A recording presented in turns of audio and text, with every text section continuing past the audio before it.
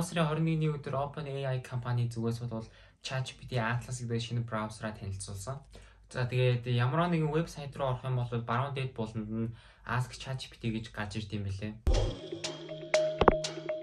Энэхүү браузерыг хэрэглэснээр болохоор ямар нэгэн вебсайт руу орлоо гэж бодоход өөрийнхөө хайж байгаа мэдээллүүдээ нэггүй хайгаад чалаад авах ерөөсөө хэрэггүй. Баруун дээд буланд нөгөө Ask ChatGPT гэдэг дээр нь дараад өөрийнхөө тухайн вебсайтаас олмоор байгаа мэдээлэлээ зүгээр асуухад тэр доор нь бол зурж гаргаад өгд юм билээ.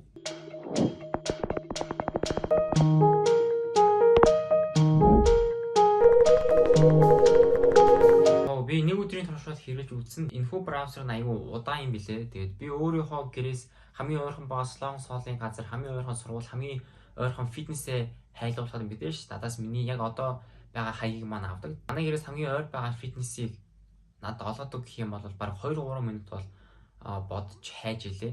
Тэгээд шууд тэр браузераасаа шууд Google Maps-аа нэгээд Google Maps-аас шууд хайгаад явд юм билээ. Гэтэ одоогоор энэ бол маш удаан байгаа юм билээ. Тэгэхээр өөрийнхөө гараар хийсэн бараг хамаагүй л хурд юм билээ.